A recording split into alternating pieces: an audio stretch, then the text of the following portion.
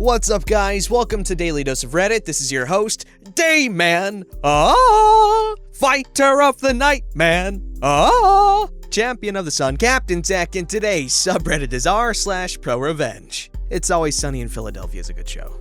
Alrighty, this story is called I Got Fired. Employers' lawyers should have done their homework. I did. This happened to me about 20 years ago, while in college. I am being deliberately vague because, reasons. Background. I got a job basically office sitting on weekends. I showed up at 8 a.m. and every hour I checked over things, handled the occasional phone call, and then left when the 4 p.m. person arrived. Most of the time, I read, watched TV, or played games on my laptop. In the year 2000? I probably worked no more than 10 minutes of every hour unless something went wrong. It went on like this for years. The pay was decent, holidays were double pay, and I even had opportunities to cover weekday shifts when others were sick. One day, while I was covering the midday shift, my boss asked me to come into his office. He told me that the evening weekday position was going to become available that night. He offered me the position, which I accepted. I was told to punch out and return at 5 p.m. that night. The reason it went down like this should be obvious. Things went okay for a while. I showed up at 4 p.m., did the normal things, and then left at 12 a.m. when my relief arrived. It was a little more work, more call volumes, etc. Then, after 9 months, things started to go south. The daytime person developed a huge attitude problem and went from a nice person to a total Karen. She would complain about everything I did. For example, one time a system jammed up at a remote site and she called them. 5 hours later, I saw the jam was still there, so I called that site again to see if they were still working on it, or if something else was wrong because the woman on our end, who would be the one to help them, was leaving soon. They did have a problem, and so I hooked them up.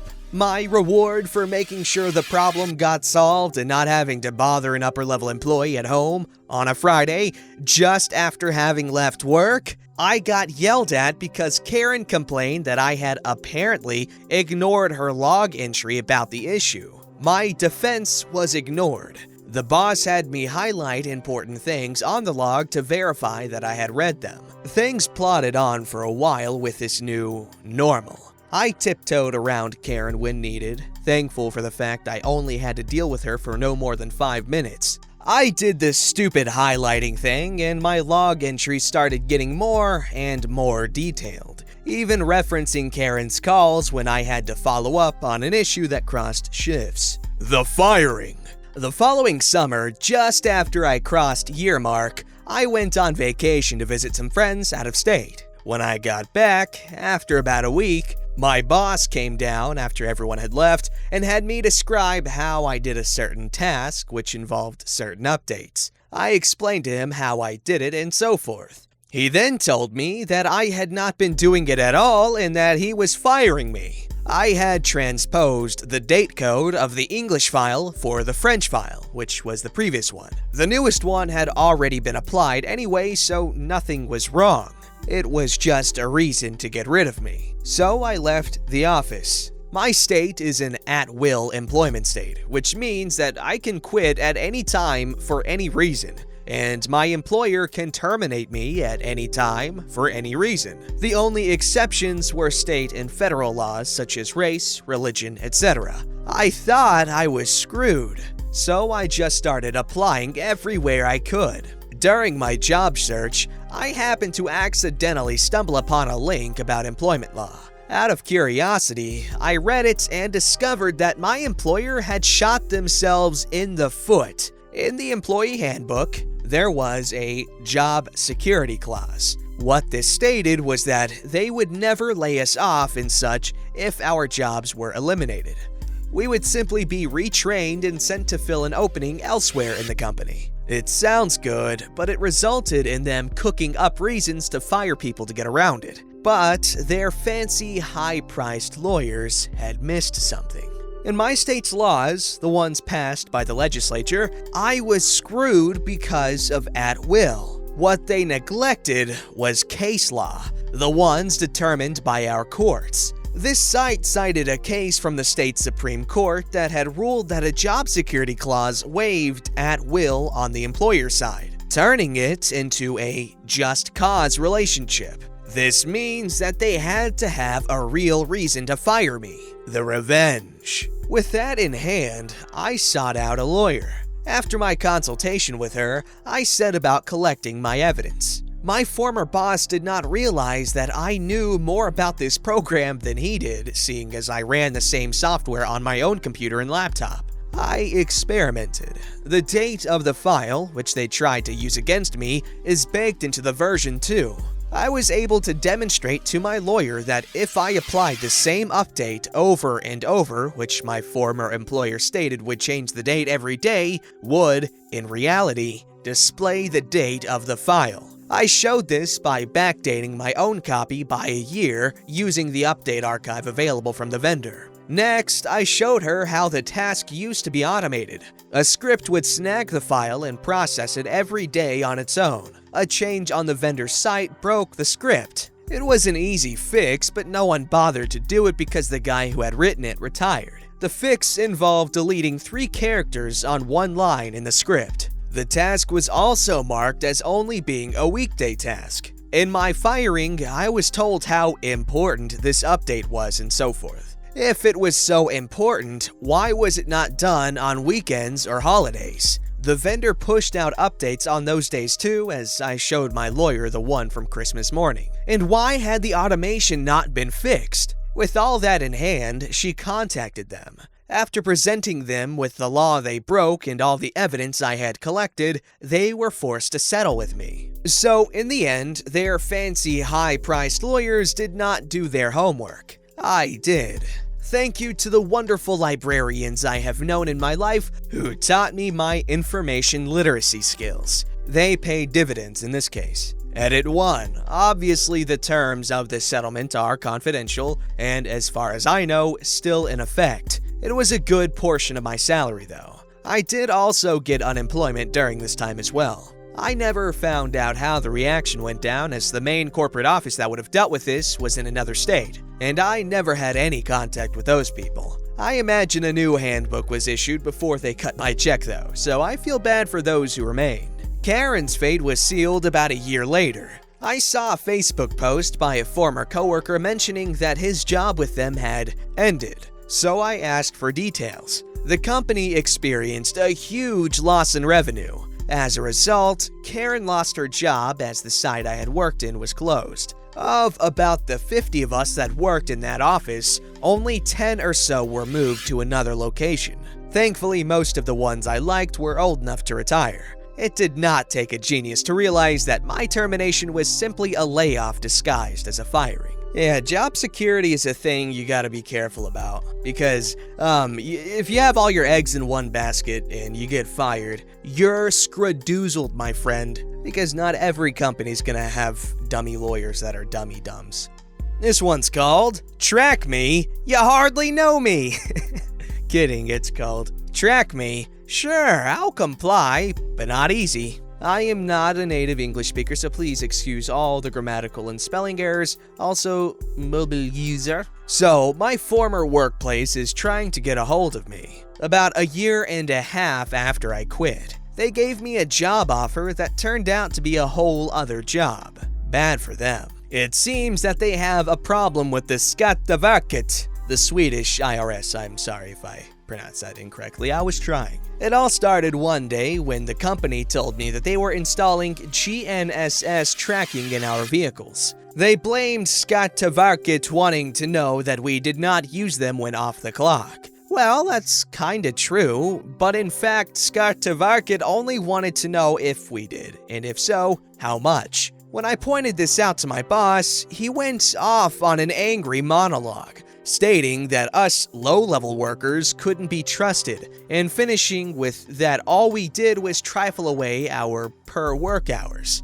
So the statement from the company that they had no intention to follow us in real time was bullcrap. The problem for our company was that our union had already banned the practice of following us in real time, with a few exceptions. The tracking device installed was easy to Google and thereby even easier to figure out how to manipulate. The biggest concern was it was tamper-proof, so no on opening it up. Well, since it used GPS/GLONASS as the only source for positioning, there was a simple bypass. After speaking to an old colleague of mine from the military, I ordered an antenna, $150, a Raspberry Pi, got my former colleague to find a good software, and created a .gpx with a track going on every road in Malta. Thereafter, I set the device to start via the 12-volt in the car and to simply tell the shielded tracker that I was driving around in Malta. The effect didn't take long to show. After a week, the boss told me my vehicle needed service. It did not. I knew when service was due. Another week goes by and it suddenly needs something else I can't remember. Both times they needed the car to go to another city, even though our regular service station was in our town. After a month, I got another car. The company blamed it on something with the lease. After that, they didn't say anything at all to me about cars or anything else until the day I quit. Last day there, when dropping off my last things, the boss straight out asked me what I had done since everyone else's tracker seemed to work properly. I told him I had no idea what he was talking about and went outside and laughed my ass off. Leaving the premise, I met a coworker who had always been really nice to me. So for about 2 boxes of snus, he got the setup for me. Until today, I thought this would be a petty revenge on the company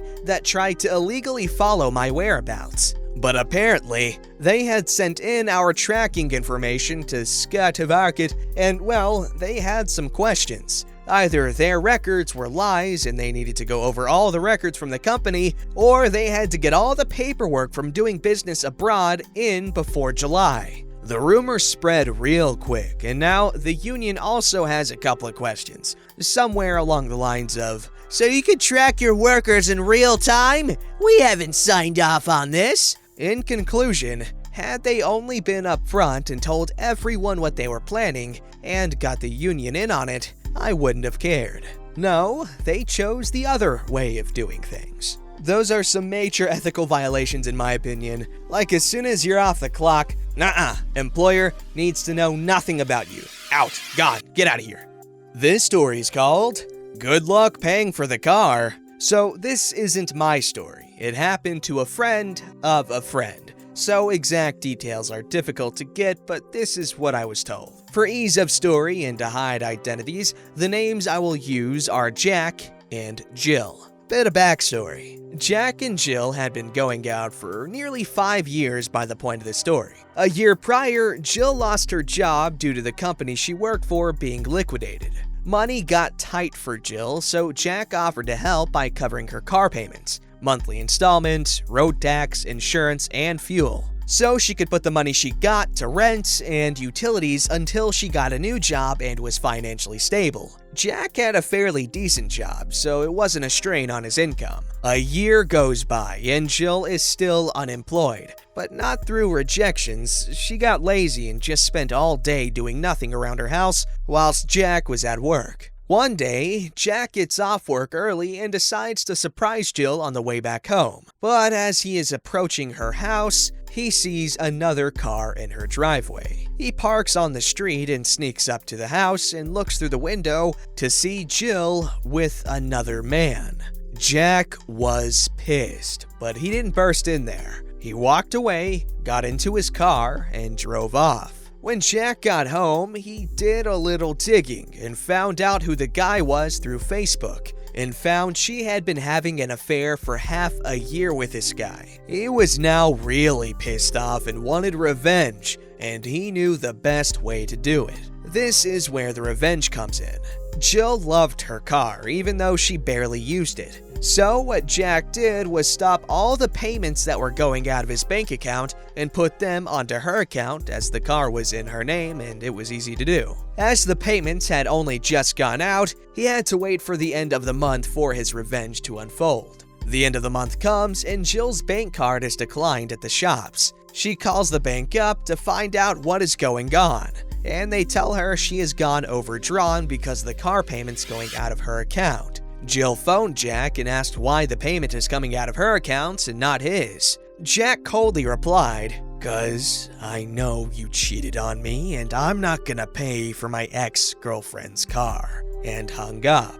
Fallout of the revenge. She tried to get Jack to pay for the car, even got lawsuits involved. But as she was the sole owner of the car, it was declared he had no legal responsibility to pay for her car. As she couldn't afford her road tax or insurance, she couldn't drive the car, and eventually she got so far behind in the payments, the car was repossessed. To pay the debt, she had to get a minimum wage job, and now takes the bus to and from work. Man, stories like these make me feel really bad because she was dependent on him and she still cheated on him. What an idiot. But honestly, the biggest red flag is when she was perfectly okay with leeching off of him for that long without even putting any effort toward getting a job. Jeez, at least she got what was coming to her.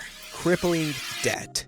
Alright, so ProRevenge didn't have any new stories really, so I'm gonna read a story from r/Today I Fudged Up because we haven't read from there in a while and I miss it. Well anyway, last story's called Today I Fudged Up by Slapping the Absolute Clot Out of My Girlfriend. Girlfriend was about to take a shower and was seriously getting her hustle on getting out of her kit. She was making proper freaking haste for the tub, and I realized that all her defenses were down. Note, in my household, bare asses are hunted down and terminated with extreme prejudice. I went for the mother of all ass slaps. It was completely undefended territory, and I was intending to create a masterpiece. I was aiming for that initial dull thwack, and the resultant perfect, satisfying vibrato, complete with concentric ass flesh ripples a la that glass of water in Jurassic Park. I made contact and immediately discovered the reason for her hurry. My girlfriend was on the second day of her period. I learned the term arterial spray from Dexter and have now found its southern companion. I was reeling. She was reeling. Did I say Bloody Mary 3 times in the mirror before spanking that ass? I couldn't remember. Fortunately, its trajectory as such was so that most of the menstruation creation spattered handily in the bathtub, including the clot, a penny-sized curd of uterine lining best visually described as Gumby's aborted cousin. Unfortunately, our bath mat did not escape entirely unharmed. Its cleaning was immediately and firmly relegated to boyfriend work. By the way, has anyone seen The Thing from 1982? Good movie. No, that wasn't a comment from me, even though it sounds like something I would say. Wow, that story was definitely something. Oh man, this is why Today I Fudged Up is so good. You get writing like this. It's so good. But honestly, he got off easy because it could have been so much worse. So much. But can you imagine the panic after slapping her and just seeing blood splatter everywhere? And you just look down half expecting to see her ass just freaking got clapped off. Well, that could be taken 2 different ways. Just like something else. Don't forget to like, subscribe, and hit that bell to never miss an episode.